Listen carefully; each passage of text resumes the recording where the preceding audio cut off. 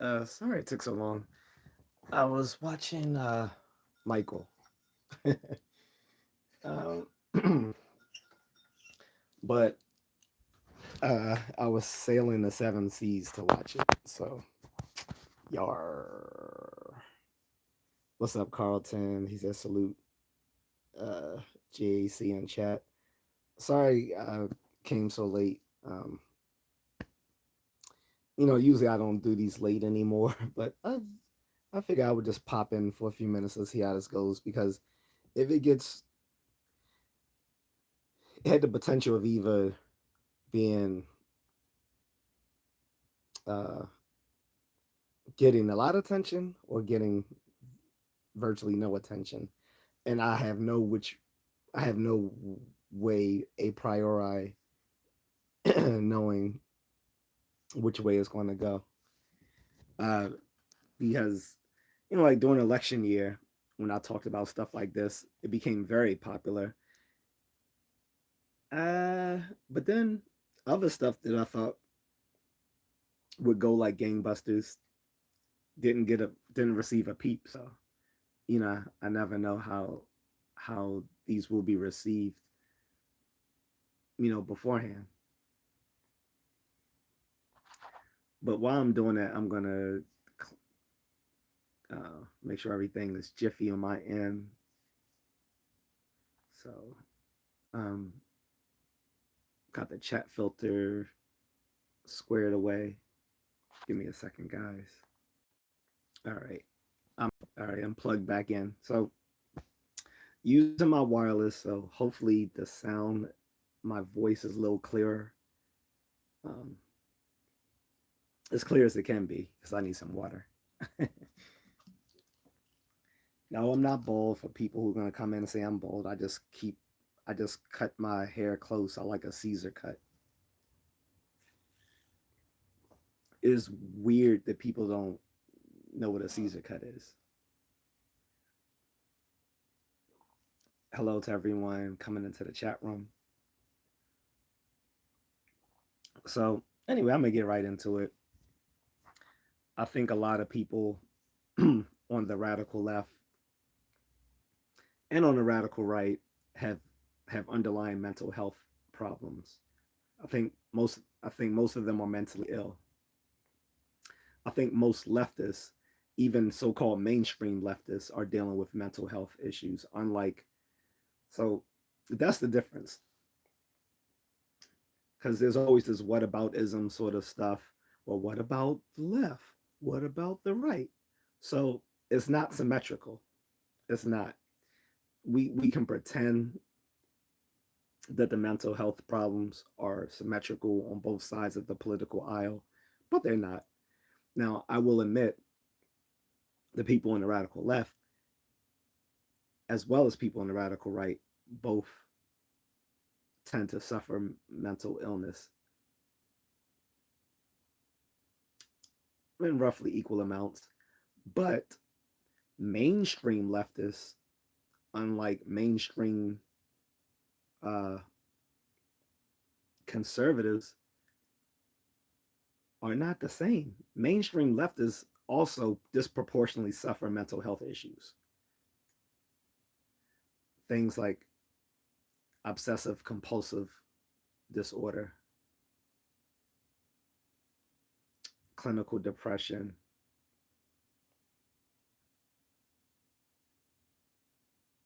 anxiety disorders, um, and it comes out in their political obsession.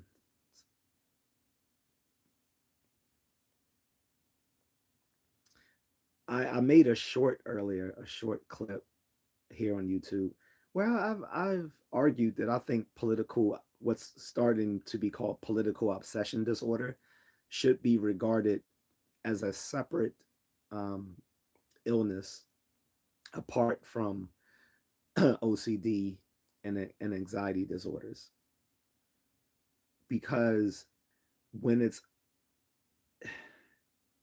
when it's only well when it's usually, if not only, manifested through political through just political obsession, or seeing everything as a political as through a political lens,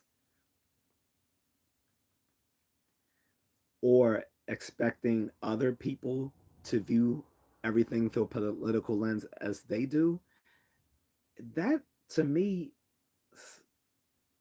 gives that to me is at least,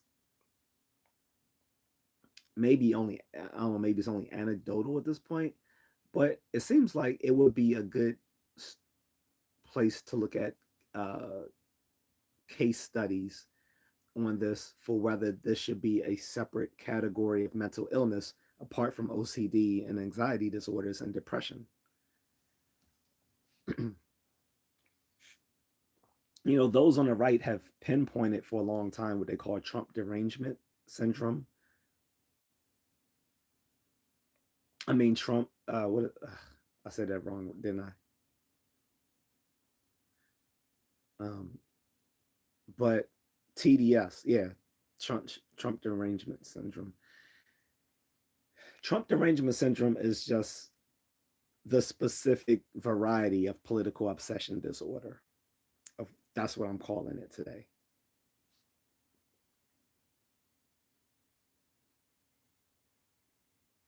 Because these people are projecting all their emotional and mental frustrations with politics and with the ongoing culture war onto Trump himself. And it's it's patently not a healthy thing to be doing. It's not. And then thinking anyone who disagrees with you, who disagrees with leftist views, are fascists and Nazis, really? And it's like, on one hand, you have folks who will say, "Oh, the whole punch a Nazi thing." And that was something I used to harp on 10 years ago myself. Unfortunately, that if I hear someone spewing proto-fascist or neo-Nazi type rhetoric, that I would just punch them, and that was stupid. Admittedly, I was being stupid. I was,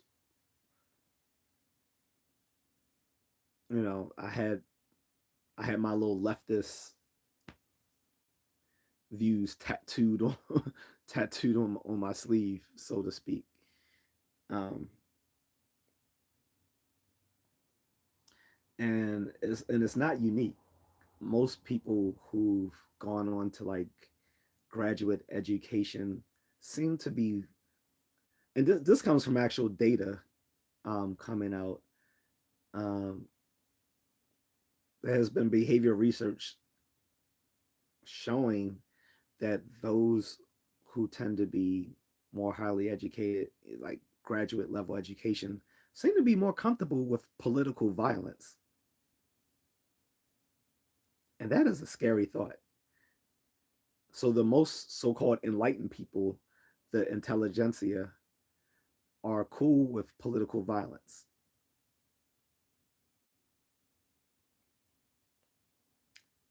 I don't know how to pronounce your name, you little troll, but if you don't shut the fuck up and get off my motherfucking channel with that gay ass bullshit, take your faggot ass somewhere else. No. Asking someone they want to date. Take your little socially awkward, autistic, need some fucking lithium prescription ass off my motherfucking channel, you fucking retard. Yes, I'm talking to you with the dumbass username.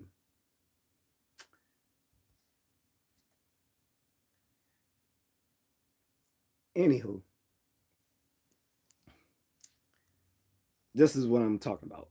There's there's too many people comfortably walking around with mental health problems. We need to get back to 50 years ago when we could involuntarily commit people who are fucking mentally ill.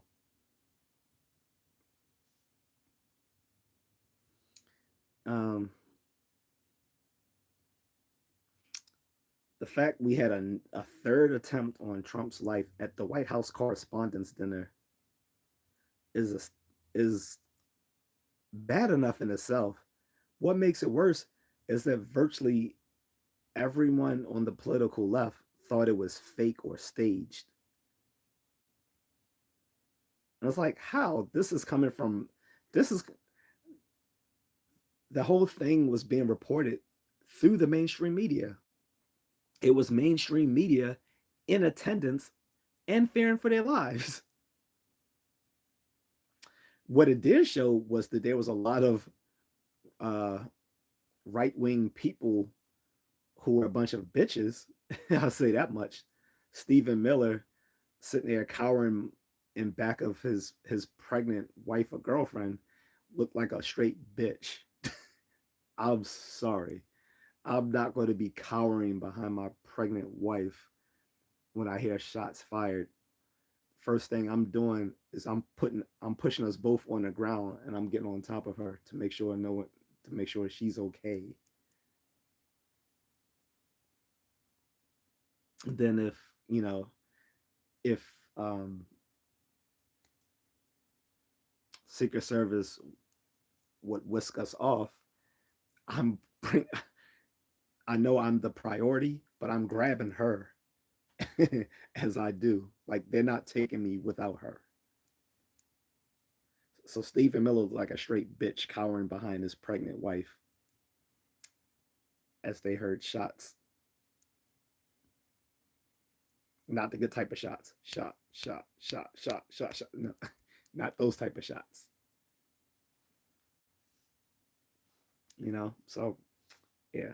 Some of these right wing people look like straight bitches. And I've already said that, several weeks ago. Now with the age limit in the army going up to 42, all these little right wing online pundits supporting the Iran war and the raid on Maduro, which I also support. Here's their time to fucking enlist and put their money where their mouth is.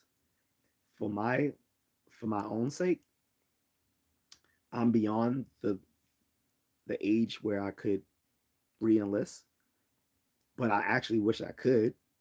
And if I could get an age waiver to go in, I would.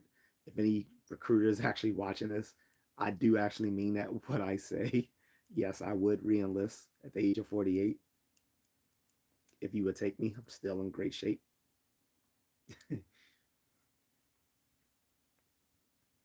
I work out for 2 hours every morning, getting up at 4:30.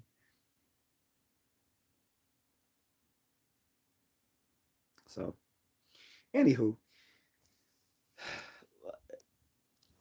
I was hoping I would get some more uh, conversation on this topic, but if I'm only going to get a bunch of retarded trolls, I'm not going to stay long because it's already late. But I just wanted to honor this uh, scheduled stream,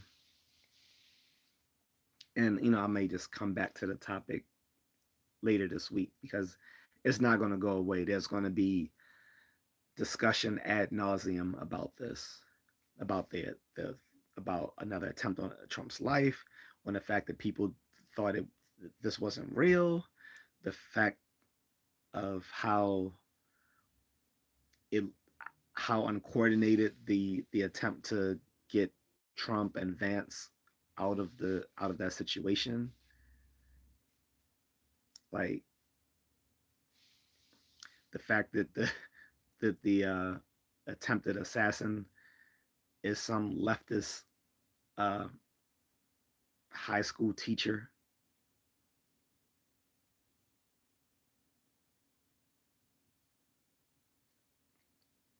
This is why I've said years ago, if I were to raise my, well, one, I'm not raising my kids here in America anyway, but if I were going to do so, they would be going to a Catholic school, a private school. They would not be going to public school. The more I see how fucking lame and how much these teachers push their little political views onto everyone else, including their naive students, the more I would not want my kid to be in a public school. Some you know some parents can't afford to send their kid to a parochial school or a private school, so some might choose homeschool as a way to educate their kids with instead of public education. Only problem with that is there's going to have to be a parent or someone at home to ensure that the kid is doing the work, and you need to actually have, and one of those parents needs, presumably the one that's facilitating the kid's education, needs to themselves have a higher education. You can't, like, I'm not going to talk about my family that much here, but I don't think if a parent themselves didn't uh, finish their own uh, education, that they'll be in a good position to ensure that their child finishes theirs. Sorry, not sorry. But yeah, um,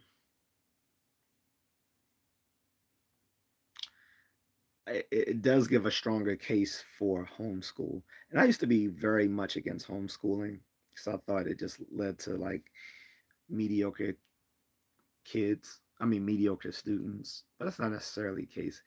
It depends on the quality of the homeschooling, not to mention the educational level of the parents that are pursuing that for their children.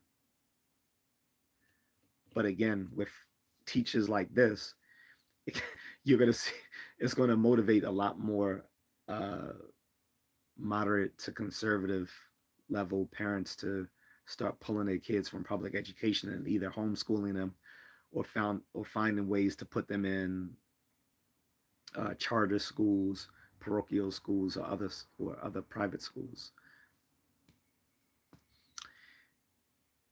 Where I plan to educate my kid overseas, I would still put them in a Catholic school anyway because public education isn't very great over there either. But not for political reasons, but just for the lack of quality education in the Philippines. Unless you get them into like some sort of magnet program or charter school, which my wife was able to go to when she was in high school. That's why she's so devilishly smart. um, However, um, if that wouldn't be possible, I would just have my kid in a parochial school because it would be quite affordable on my American salary. So that is an option.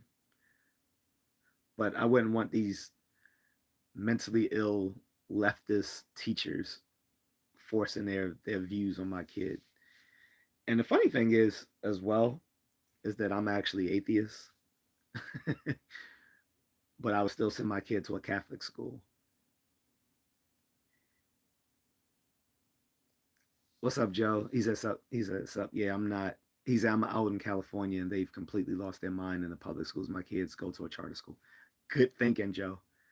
Um, I forgot you were in California too, and and I know you're pretty much like a conservative guy, right? So I don't even know how you doing it, bro. I honestly, I don't even know how you doing it. Like I've heard Orange County is actually more conservative than LA. I don't know if that's true, but man. And then on top of that, I know not all of although California is a blue state like Maryland, I know there are pockets of California that are still very conservative. Um, So like Maryland is like a very blue state here on the East Coast, but it has pockets of very conservative areas like on Eastern Shore, Western Maryland, and in the northern parts of Maryland, like along the borders of Pennsylvania. But all in all, it's a blue state. I'm thinking that the same goes for California. Like it's a very blue state, but there's you know communities and cities where you can find reasonably moderate to conservative people who still hold traditional values. At least I'm in San Diego, it's a little bit better, but still. Okay. Yeah, I don't know the feel for San Diego. For some reason, I assumed that San Diego was more liberal, but I'm not sure. California, facts. And it was so. What I was about to say is the fact. Ironically enough, even though, like I said, I am atheist, um, I would rather. I would still send my kid to a Catholic school so they can get a proper education. On top of that, I was about to say I would feel I used to be able to, hot, you know, be comfortable amongst any political crowd, whether left, right, or in between. But as it stands now, I, I would prefer to live within a community of Christian conservatives than than atheist leftists. I would have more in common as far as my values with Christian conservatives than I do with other atheists who would be, very progressive or leftist leaning because they've lost their ever loving mind.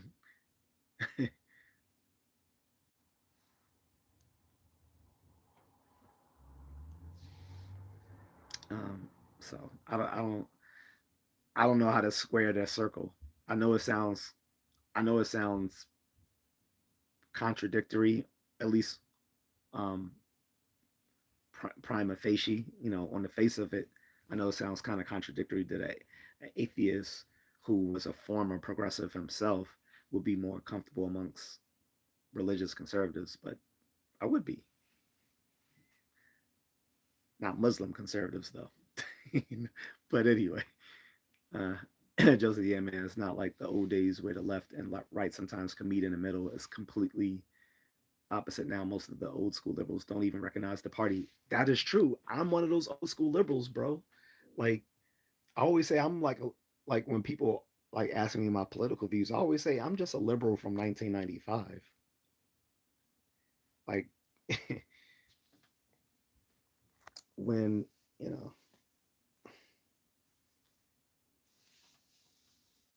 you know, when I was like 17, 18, like the typical liberal was more like me. So it's like I don't call myself conservative, but I am right winged. But when people ask me what I am, I say classical liberal, and that kind of befuddles a lot of people. And I have to break down that classical liberalism is different from what's considered American liberalism nowadays, because American liberalism has moved so far to the left that the old, like you said, the old school liberals now find themselves more aligned with the political right. And then, like I said, when you get to the far left, like they are so unhinged in their views. There's like I just don't want to deal with them at all. Which is why I stopped calling myself progressive because I realized their values don't even align with what used to be considered the foundation of liberalism.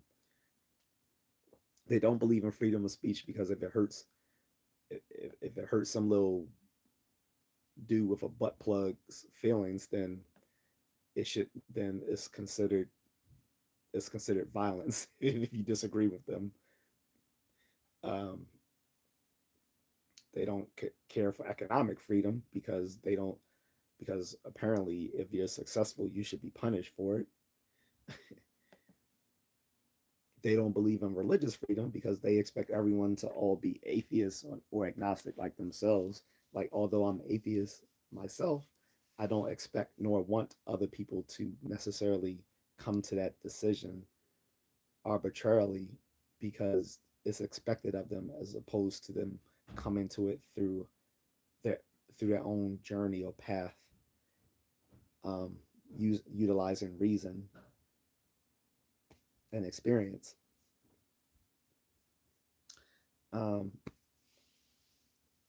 they don't care for the pursuit of reason. They don't care for the pursuit of reason because again, when when reason and evidence and logic go against their political narrative, then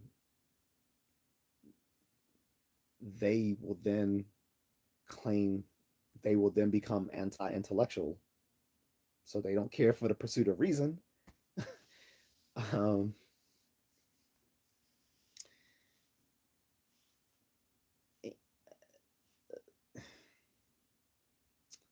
they don't care about political freedom, obviously, because anyone who disagrees with their views is automatically a fascist or Nazi, and they will use their bully pulpit, which is usually academia, to try to stifle um, any sort of epistemic diversity. They only care about ethnic and racial diversity, but they don't care about epistemic diversity, which is diversity in thought and reason and all that sort of stuff. They want everyone to think like them, but everyone can look differently. So as long as you think like them, they don't care what you look like. As long as they want, so they're basically the Borg, to use a to use a very nerdy reference. They're the Borg. They want everyone to assimilate to how they operate and think. Although they will collect people and assimilate them from all sorts of cultures and backgrounds, which is cool as long as you think like them. Joe says vote for Fetterman. Hello. He says he's one of the only ones left. Yeah, it's only a matter of time before Fetterman leaves the party.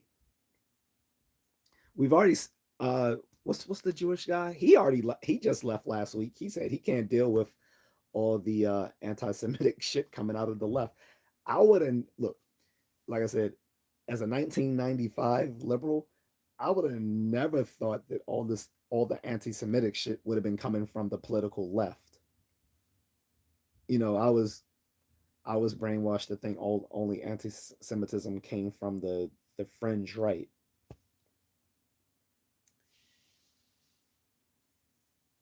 It's coming from both sides now. The difference is, yes, both the radical left and the radical right are both anti-Semitic, but it's coming from the mainstream left too. It's coming from mainstream leftists, mainstream Democrats.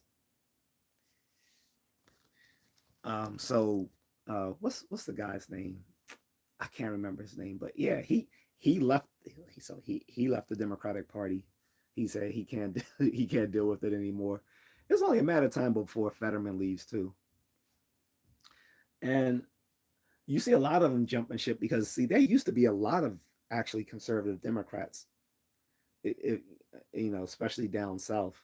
They they sometimes were called blue dog Democrats because the fact of the matter is, Democrats started off very right winged originally, and what's the folks called the blue dog Democrats, these conservative Democrats down south, are actually the remainders of the original folks who used to be the bulk of the Democratic Party.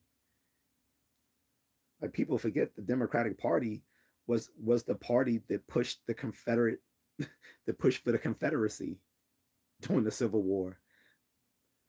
The Democratic parties were the ones that formed the Ku Klux Klan.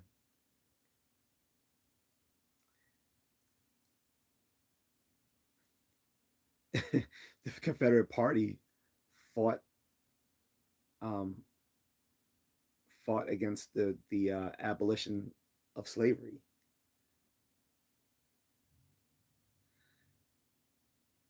Lyndon B. Johnson, when he signed the Civil Rights Act of 1964 and the Voting Rights Act of 1965, he said he was going to have these niggas voting Democrat for decades to come. 63 years later, and they're still falling for his bullshit.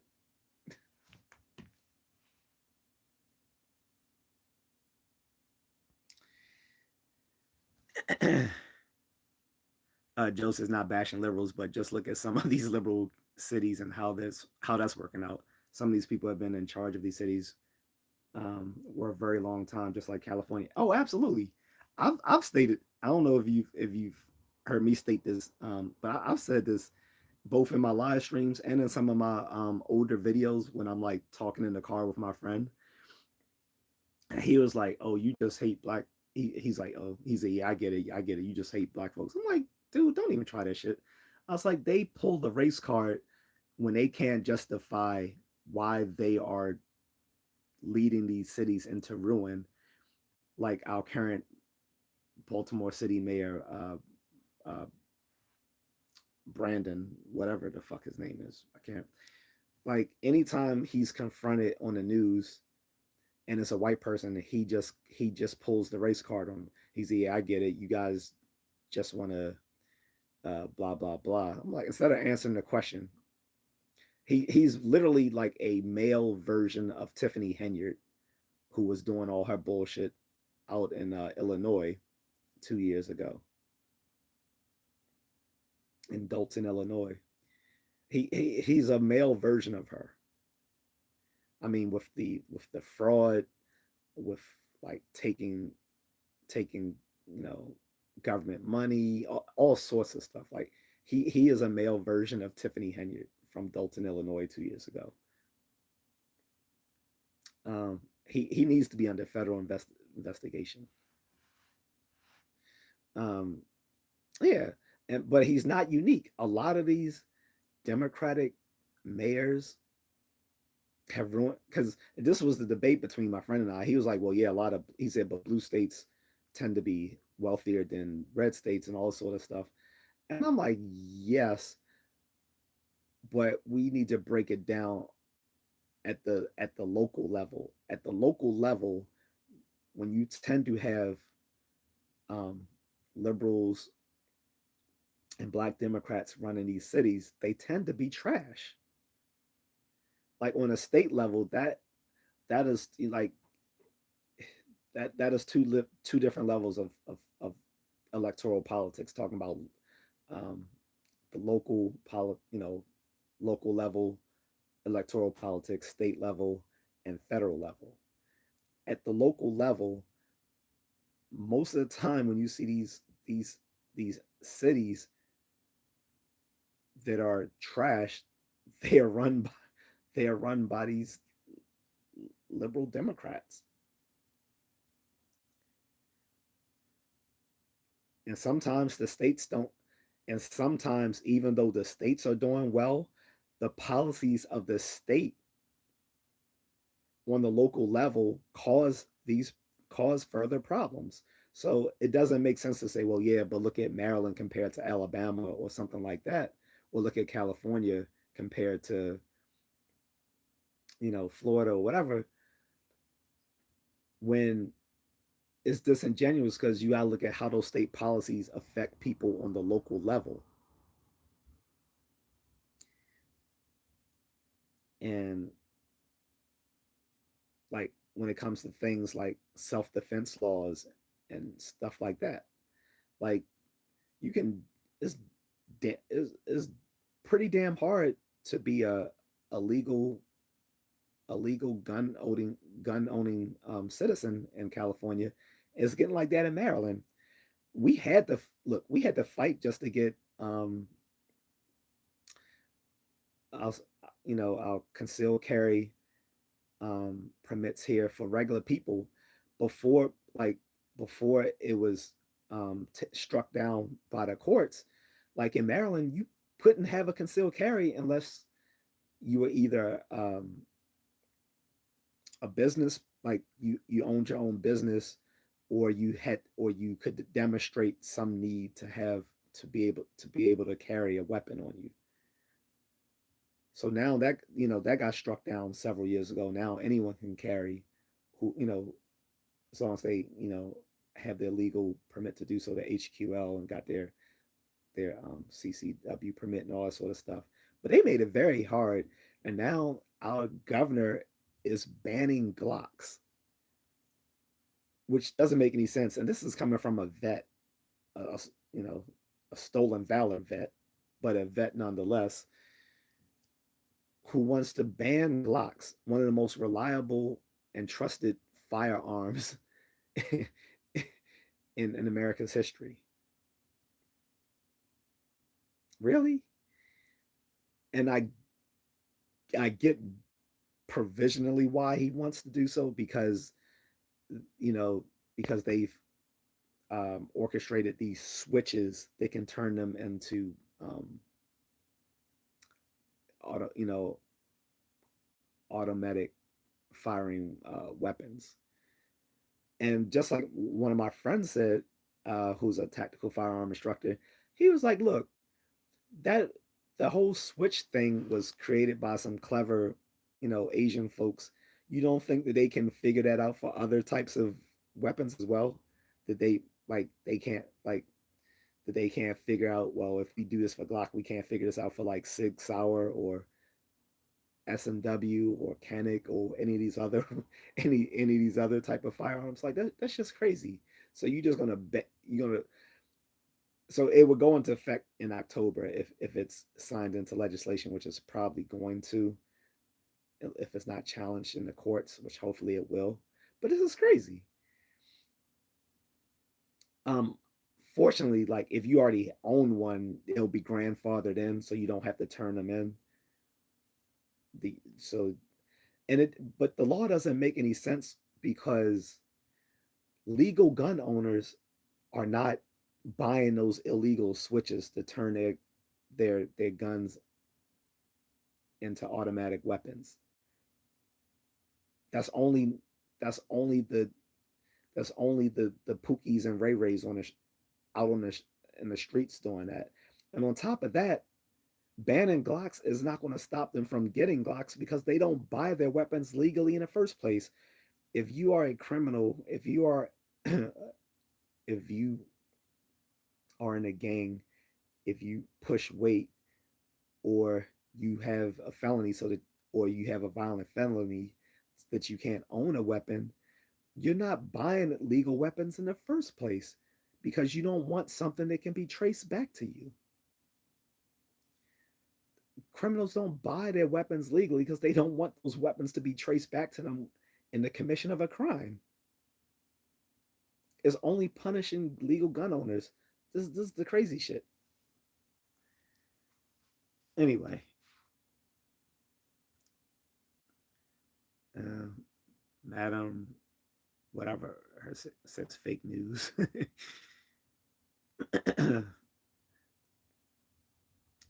Edgar Hernandez says, look up how much money we lose every year in fraud, and you see who runs all these cities and towns and states. Oh, I won't disagree with you. You got these insider. On top of that, you got them stealing money from the government. You have them insider trading on the information they get about they get about government business. I mean, government stuff that the government is doing, and they do insider trading on it. Yet they mad at a Green Beret who who bet on the Maduro raid. By the way, he bet on himself. He bet that they would capture Maduro. I'm not mad at that. He bet on himself. He bet on the fact that their raid would be successful. That them Delta Force boys being flown out by the by our um by our army's best, would go and capture Maduro successfully, and he was right. He made what I think $400,000 off the bet. I'm not mad at it. When you bet on yourself, I I'm not mad at it because it's not like you. It's not like you. It's, it would be bad if he bet against them because when you have someone bet against their team or they throw a fight like if they're if they're a combat athlete, then they're cheating to win. But when you're betting on yourself, you're basically saying I'm confident enough to know that we're going to win. So I might as well profit off of this. I'm not mad at that. But we let Nancy Pelosi's insider trading ass get away with doing whatever she wants. We let Ilhan Omar's lying ass talk lie about her assets being worth up to $30 million when it was only worth about $95,000, and then claim she didn't know because her husband handles all the finances. If that was the case, then why did you report that? Anywho, yeah, there's a lot of, but yeah, Edgar, there's a lot of grift going on. He said 200 billion to $500 billion lost every year. Yeah, I believe it, and that's just what they can account for. Joe says, "Yep, if they ban guns, only criminals will have guns." Yeah, and it doesn't make like then and then not so they're not banning all guns. They're just banning Glocks, and I think they're going to ban some other weapons that have been utilized with these so-called switches.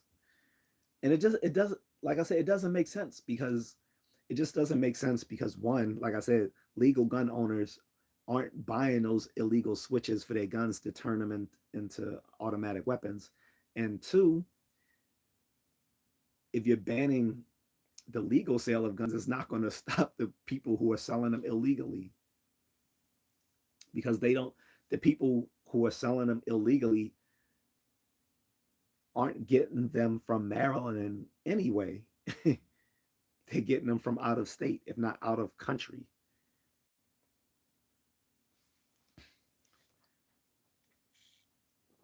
Not to mention, these same people who illegally sell guns in the inner cities of America are also the same ones illegally selling guns to the Mexican cartels. So why go after why hurt legal gun owners? Go after the people who are selling the guns illegally on the streets. Go after the people who are committing crimes with these guns. For instance, and then like give them more severe punishment. The stuff we have in place doesn't work. Like Baltimore has a gun offender registry that has not done shit since they've implemented this. I don't know how long the gun offender registry has been going on in Maryland, but but it's completely useless in the city of Baltimore. It's fucking useless. Like instead of doing that, just say, hey, you get caught in a commission of if you are convicted with convicted of a crime in the where about you used a gun in the commission of this crime, life sentence. Life sentence. Like if you committing crimes with guns, just throw life sentences at them. Shit, death penalty, really. If they look, if they kill someone, death penalty. Period. If it wasn't a murder, life sentence.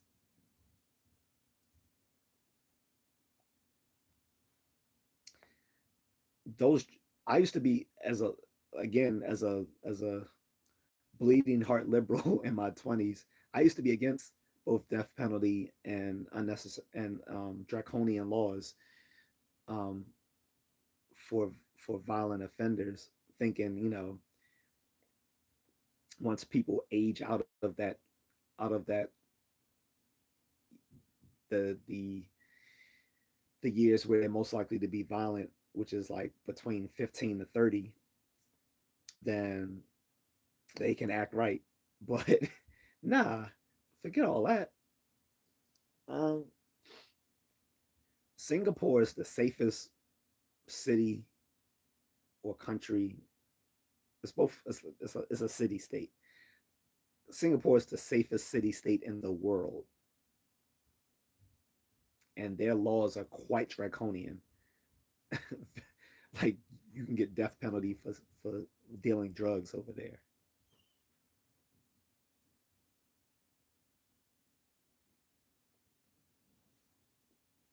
That shit will work here too.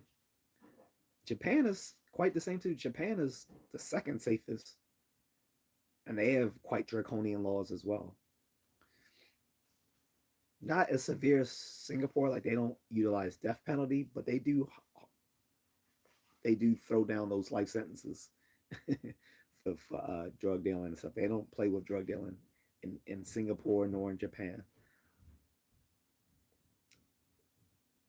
In Tokyo, it's so safe that little kids, like toddlers, can walk around, safely around the city without anyone bothering them.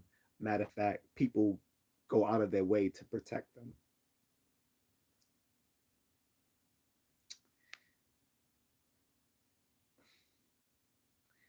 If anything, the most problems with violence in Japan recently has come from foreigners,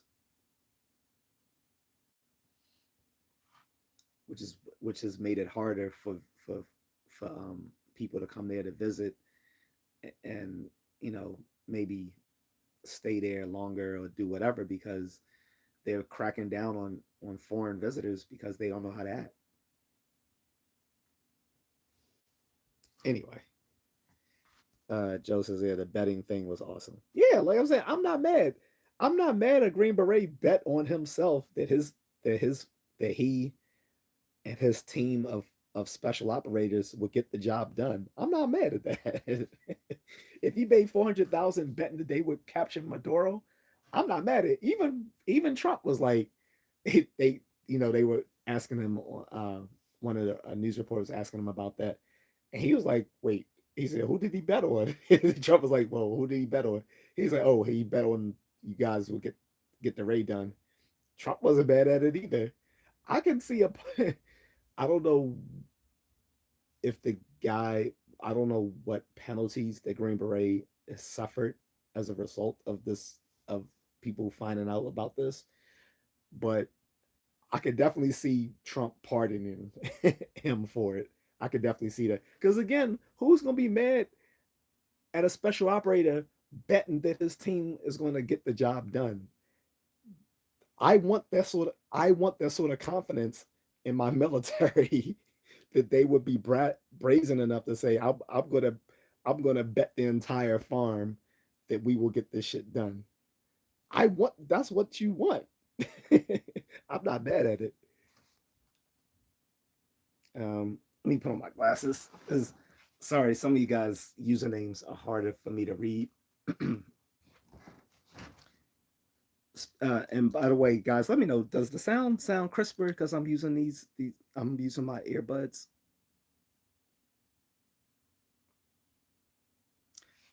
Bean Man, okay, 9086 says if guns are banned, criminals will find a way to murder knives, cars, bombs, poison, etc. Well, that's also true. We find out in countries where they have pretty much banned all firearms that there are mass stabbings. There will people will go onto public transit and commit mass stabbings. Not to mention, yes, bombings in Japan, is is where it's unheard of to get a firearm. There are actual like gun shops in Japan, despite what people think, and you can buy one, but it is very hard to acquire one over there. But you can. But The guy who murdered the former prime minister uh, 5 6 years ago, he did a DIY gun that he made himself because it was so hard to acquire a legal weapon.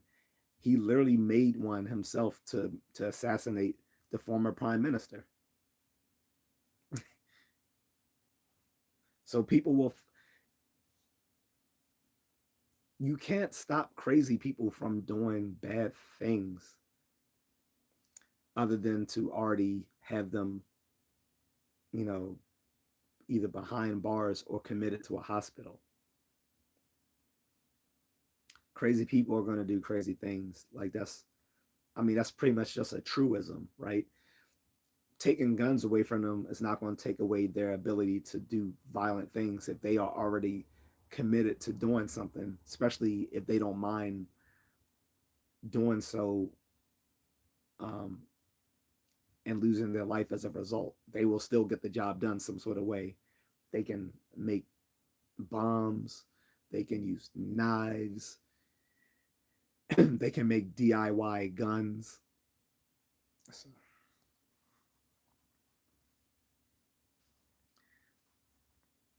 Joseph, by the way, Ilhan Omar made a simple little mistake of 30 million could happen to anybody. Right, right. She, I wish they find a way to I know this sounds mean. I don't care. But I wish they find a way to take away her citizenship and send that bitch back home to Somalia.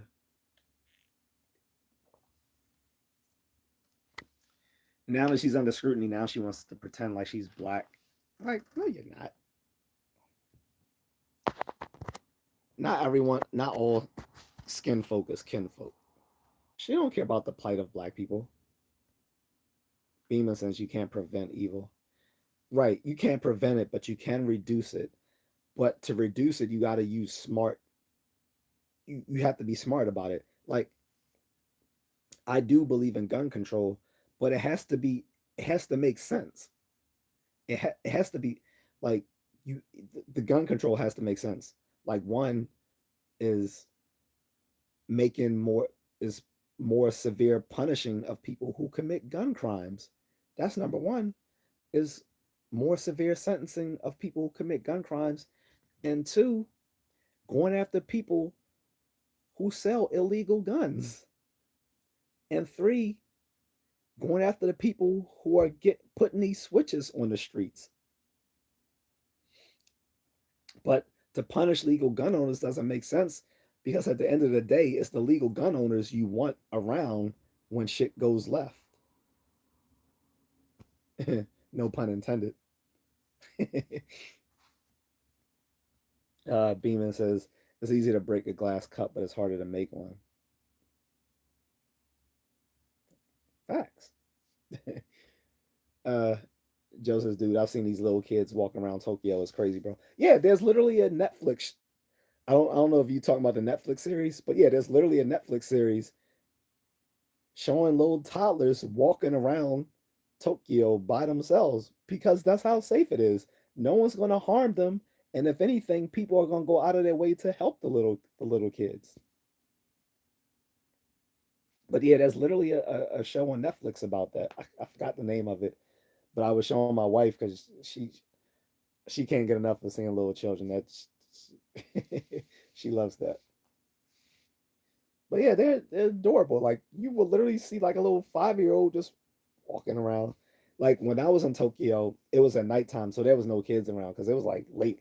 It was by the time by the time I came left the airport and got to Shibuya, which I think like 45 minutes away on the train coming from Haneda Airport. I think that was like a 45-minute train ride, I think. But by the time I got there, it was like late. It was like nine, let's say around 8, 9 ish. So there wasn't. I didn't see any little kids around. Plus, at the Shibuya when I got down to the Shibuya International Crossing, which is like one of the most famous places in the world to go. It's the most busiest crosswalk in the world, and it deserves that reputation. Yeah, there weren't any kids around then.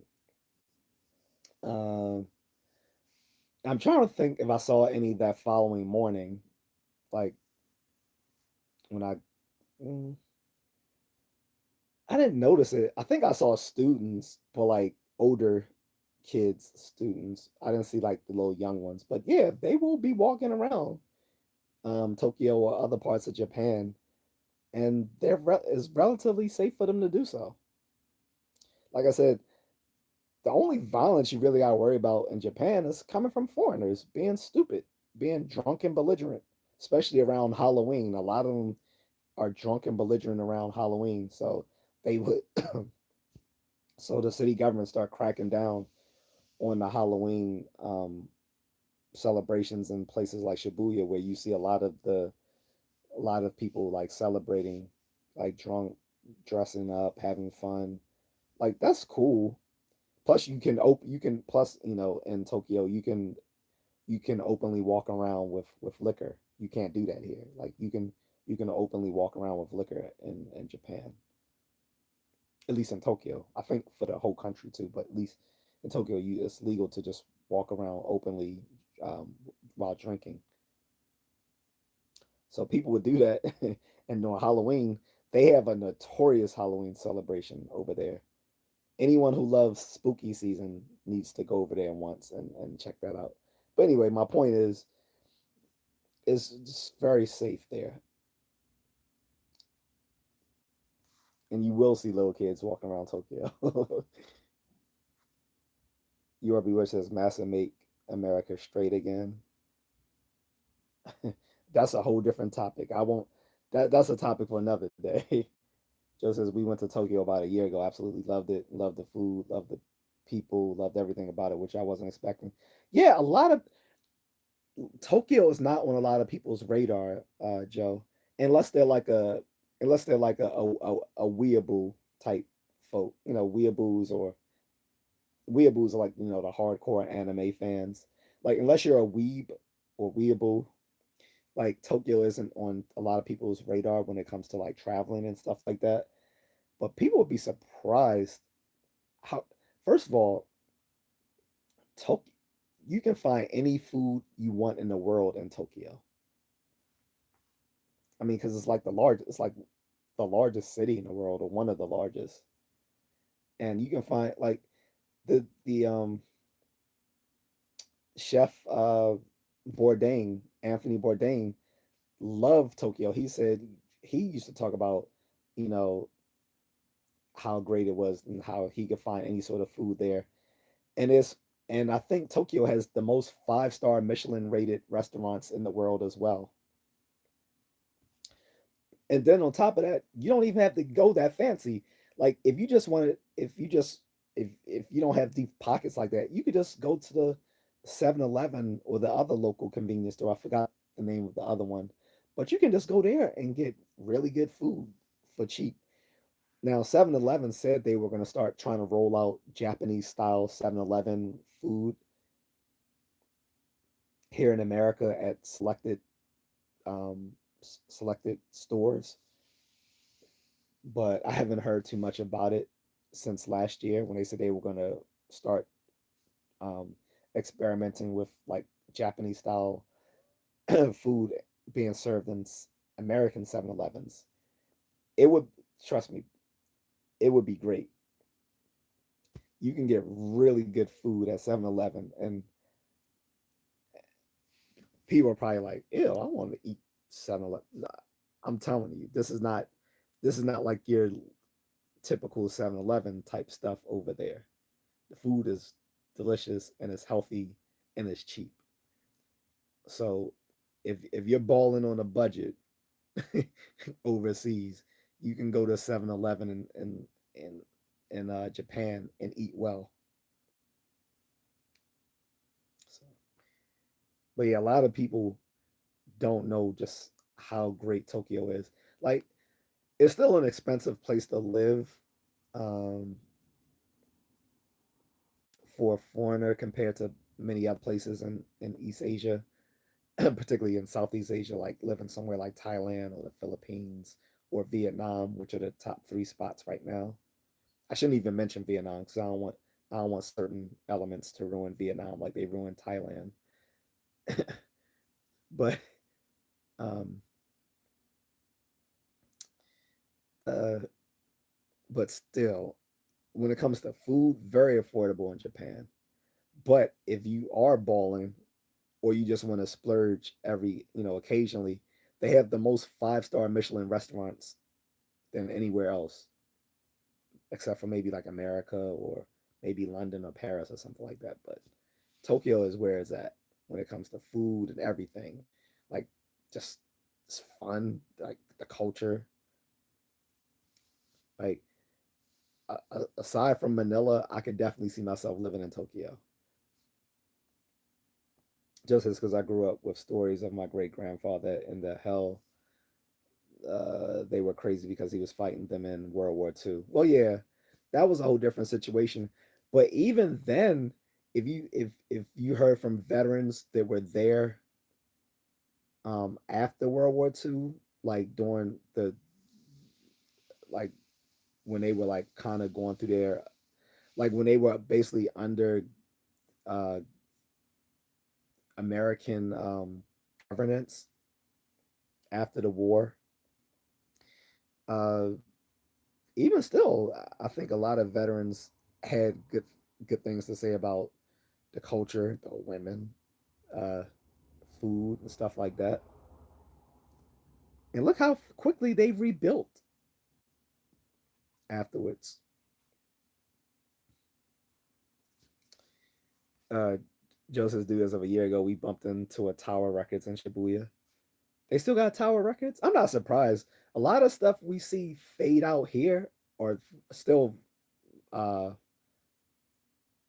thriving overseas. Like when I was overseas and I'm seeing there was still a Toys R Us. This was like years ago when I first got into the Philippines. I'm like, shit, they got Toys R Us. And after um,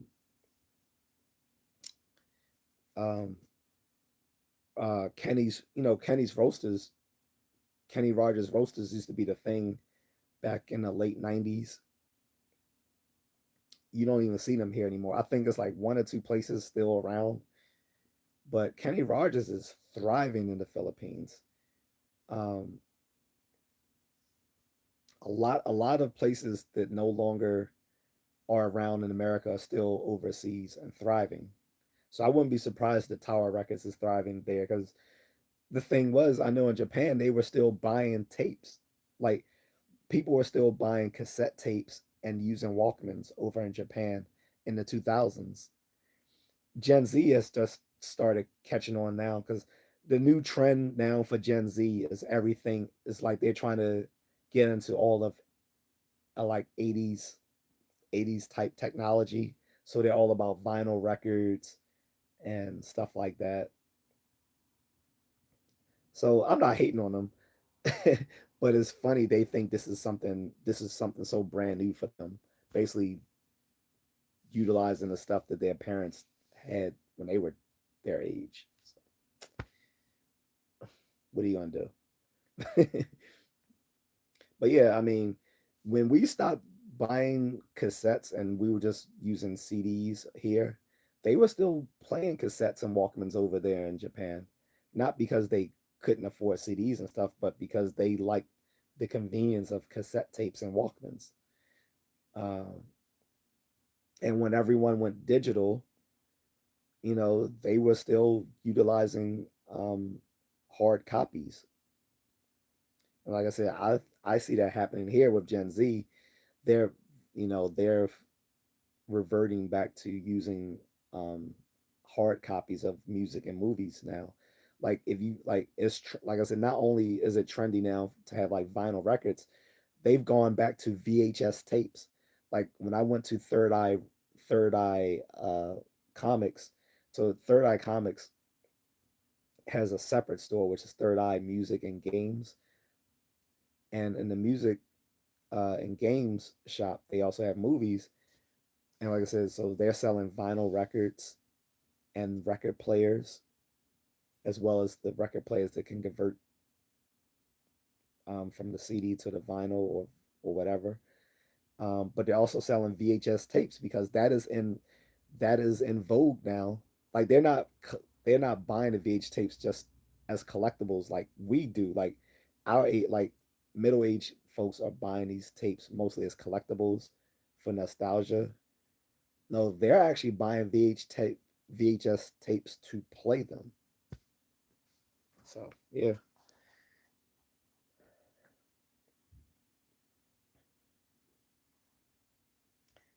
B-Man says I played Pragmata and made me spoil the hell out of my kids to the point they put me on timeout. I don't even know what Pragmata is. I'm going to be honest.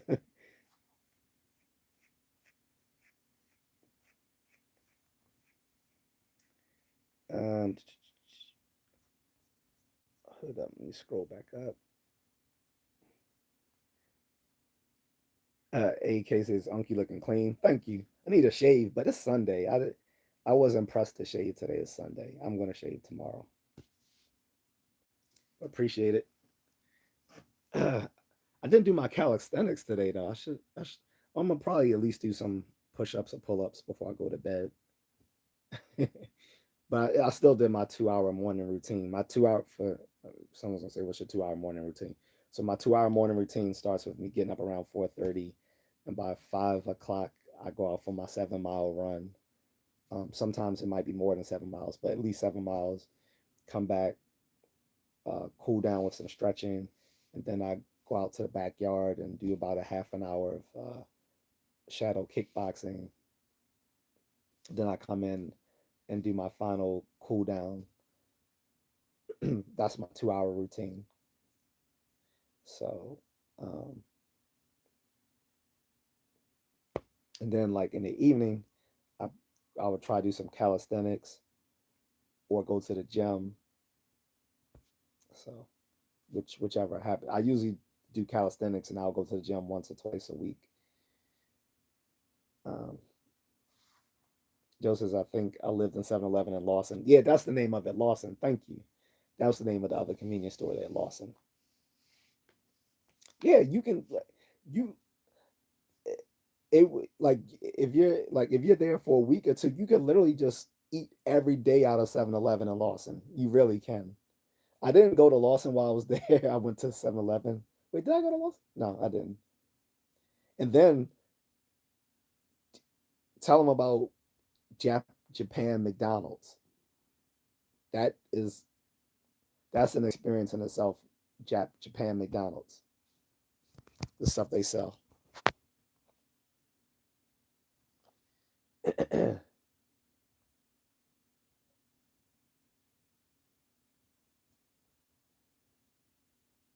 Joseph says there was a Tower Records, which means I'm getting old. He said, I think it brings people like me because I remember that. Yeah, and like I said, it's still thriving over there.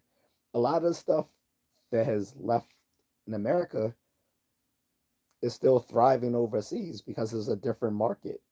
On top of that, a lot of things, because they are American, are perceived with a certain level of prestige in over in Asia. Uh, Joe says Japan has a very strict dietary rules, so the food's just better, and most is it even the McDonald's is better, which I know is still not helping, but it's way better than here. Yeah, it's true. That's why I keep people be like, "Oh, you love McDonald's?" I'm like, "Yeah." Like to be honest, I didn't like McDonald's. I was starting to dislike McDonald's when I was in college because I got burnt out from the food. Like it was cheap, and so when I was broke, that would be I would hit the dollar menu. But I always felt bad about eating that food. Even my professor was like, he's like, you shouldn't eat that. He says it's not good for you. And I was like, yeah, you're right. Because I had a bag of McDonald's with me coming from class, and he was like, you want this leftover pizza? He's like, we can't do anything with it. I was like, yeah, I took the box of pizza. And he was like, he was looking at my McDonald's. He's like, you shouldn't eat that. It's not good. And I'm thinking, but the pizza is. But that's how people view McDonald's. Like they'll literally say, eating some some pizza is better than McDonald's. But overseas is different because again, like Joe said, they have higher, they have more strict rules on what they can add to their food and what they can call food. Even their candy.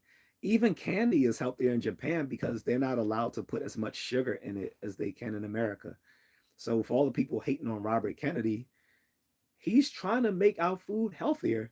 Like you can talk about him being an anti-vaxxer and promoting pseudoscience in the past because he definitely did. I won't lie, but he's doing he, he's doing an okay job for me in trying to make our food healthier and telling people to eat real food, stop eating processed food, eat real food, drink milk, exercise. Like these are common sense things, but because it's coming from him, it's considered fascist, or um, it's considered coming from a moron or something like that. Like he looks jacked. Like he's probably taking like TRT or something, or some sort of performance enhancement. But look, I like to have a secretary of health who looks healthy. I'm more likely to listen to a person give me health advice who looks and is healthy themselves. And reversing the food pyramid was great because the food pyramid was fucking insane. Like even in the 90s as kids, we were like criticizing this as kids. We was like, this can't be real. Like we're asking the teacher, we're really supposed to eat this much like carbohydrates? And even the teacher, she was like, yeah, I know it doesn't look realistic. Like it wasn't like the amount of carbs they wanted people to eat in that food pyramid will give like what? It didn't make sense. On top of that, he was showing like you need to have those dietary fats in your you know in your daily consumption. You should be eating protein and meat. Like I mean, aside of if you're a vegetarian or you have um, medical issues, of course, which then that can be supplemented with other types of protein, plant-based protein. But still, you should still be eating you know healthy amounts of protein and fat um, in your in your daily diet.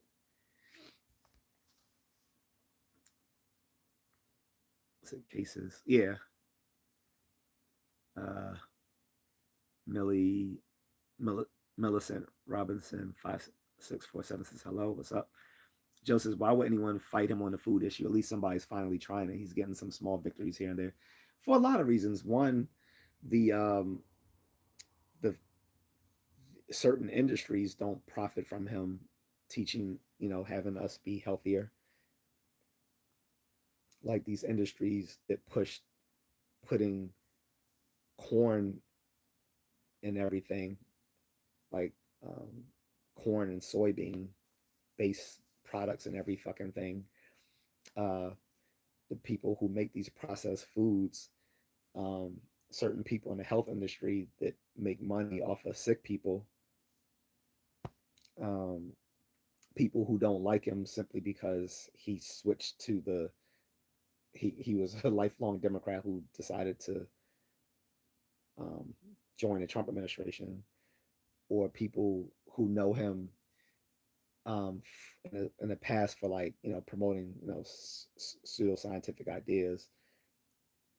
Like I can acknowledge he pushed pseudoscientific ideas in the past, but what he's doing is he's trying to make us healthier, and not in some sort of weird way, pushing some sort of weird stuff. He's pushing stuff that health experts would normally tell you to do. Eat real food. How that shouldn't be controversial, but literally everything is simply because he's on the wrong team for half of the country. For half of the country, he's on the wrong team, so they're gonna reject everything he said, even if it would help them, which it would. Eating real food should be a non-brainer. I mean, look. Have you seen a lot of these leftists? They're a lot of them are fat and obese. Many of them have pre-existing health conditions from a lack of fitness and nutrition. And they're the same ones still wearing masks after the pandemic is over saying, "Oh, I'm immunocompromised." I guess your fat ass is immunocompromised.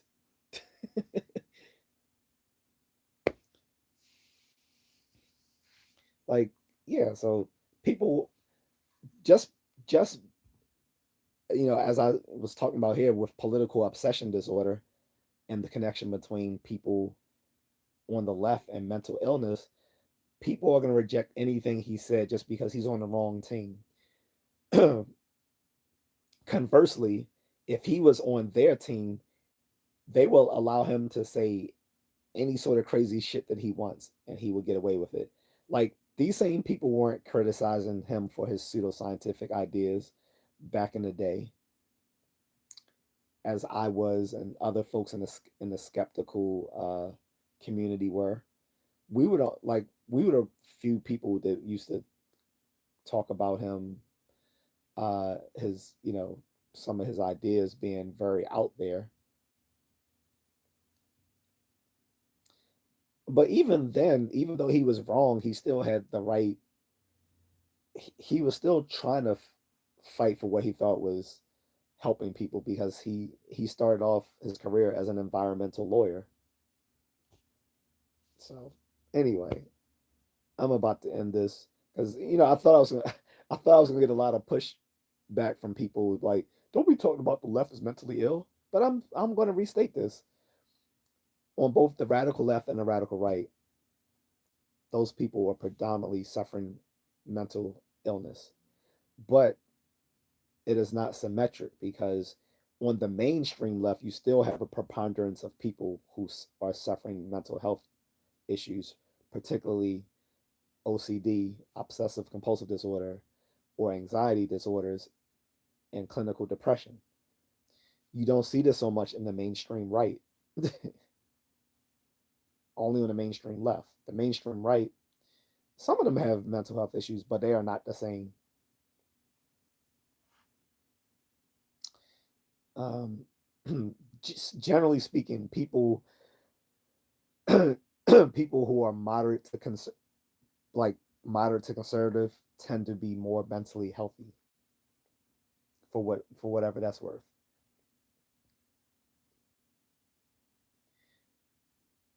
And I argue that when they update the DSM, either if they do a DSM-5 text revision or if they do the DSM-6, they need to include political obsession disorder as its own category of mental disorder. It should not just be mentioned alongside anxiety and OCD and depression, because it I think it manifests itself uniquely in a way through uh, political activity that it deserves its own category um, in itself. And this is why we have this Trump derangement syndrome, which isn't a real disorder itself, but it's a part of that political obsession. So yeah, that's why I'm gonna leave it. Because if not, I'll be talking about Japan all night. um, don't get me started with the women. But anyway, we're both married men, so whatever. So uh, I'll leave it there, Joe. I might again. I'm probably gonna revisit this topic this week because they're gonna be discussing this for the next few days of the another attempt on Trump's life, and the fact that half of the country, or at least those who are leftist leaning and Democrats, were claiming this was all staged and fake, which is just astounding. But that's what happens when you have a bunch of people suffering mental health problems who can voice their opinions online unfiltered. That's it for me, guys. I'm out. Peace.